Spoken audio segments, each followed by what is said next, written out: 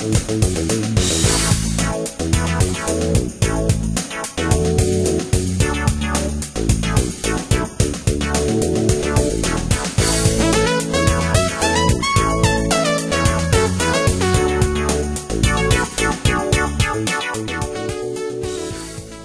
I'm Doug Ferrara, co-owner of Real Traps, and this is the control room for my home recording studio.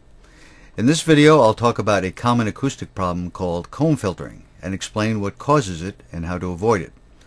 I'll also create some examples of comb filtering so you can hear what it sounds like. Comb filtering is a particular type of frequency response aberration. Unlike an overall boost or cut at one frequency or a range of frequencies, comb filtering is a series of many peaks and nulls at related intervals. This graph shows the frequency response from a loudspeaker when the listener is 20 inches away from a bare sheetrock wall. The response is called a comb filter because its shape resembles a hair comb.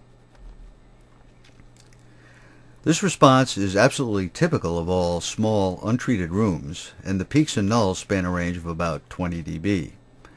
You would never accept such a horrible frequency response from your CD player or receiver, yet many people are blissfully unaware that the room causes exactly this response.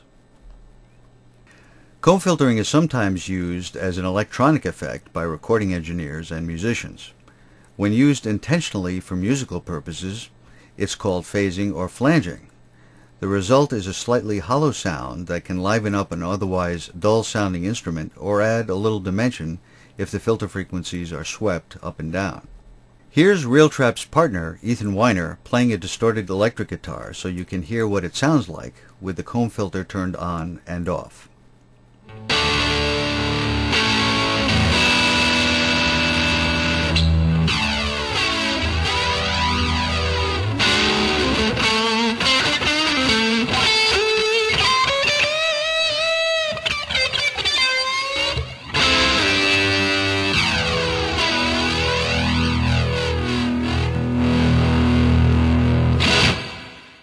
Comb filtering is also used by recording engineers to create pseudo-stereo from a mono source. If you split a mono music track so the peak frequencies in one channel are counted with nulls in the other, and vice versa, the result is a wide if somewhat artificial sound.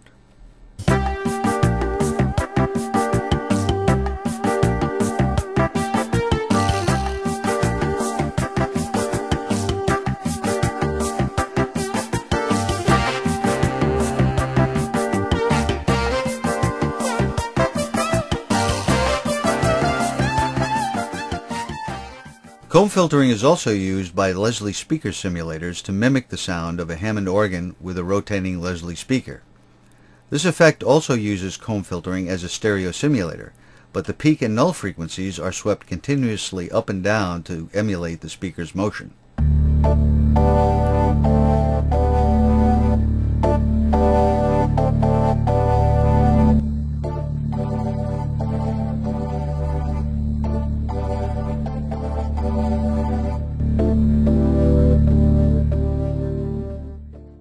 While comb filtering may be a cool effect for a screaming electric guitar or electronic organ, audio engineers don't want that added to everything they record.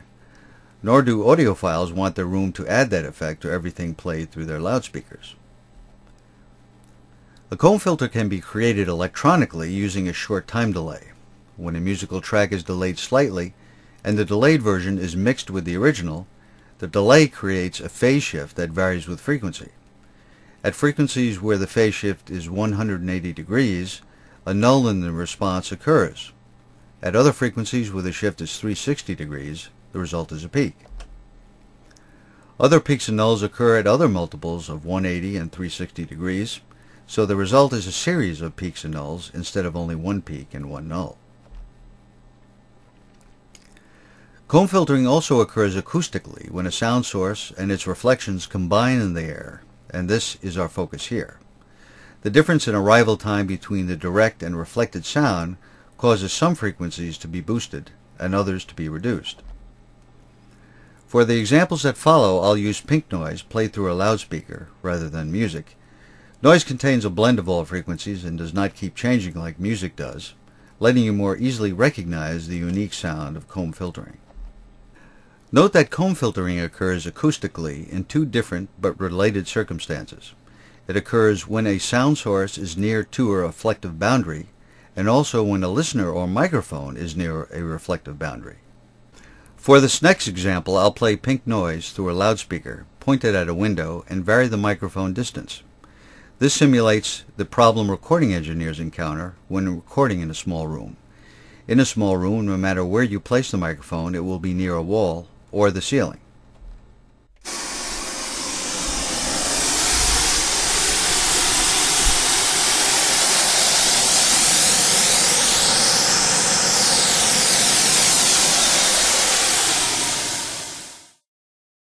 The same thing happens when the microphone remains stationary and the sound source is close to a reflecting boundary. In both of these cases, sound that reflects off the window glass combines with the same sound coming from the speaker source, and the distance determines the resulting peak and null frequencies.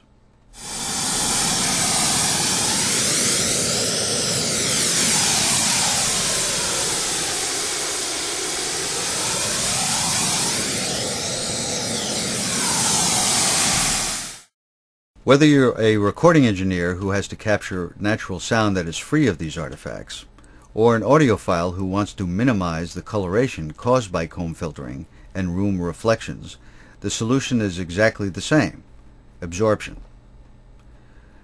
For audio engineers, this improves the naturalness of recordings made in small rooms, and it also improves the accuracy of music played through loudspeakers.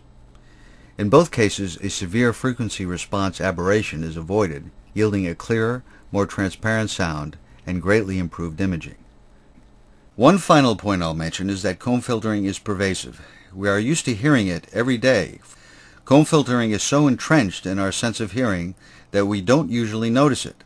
It's also present even in good recordings, for example, due to reflections off the stage floor when recording an orchestra.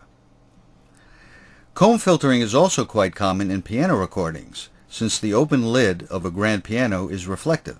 Recording engineers often talk about finding the sweet spot to place microphones, but this may be more about finding a place where the comb filtering peaks and nulls happen to fall on musically pleasing frequencies. Thanks very much for watching.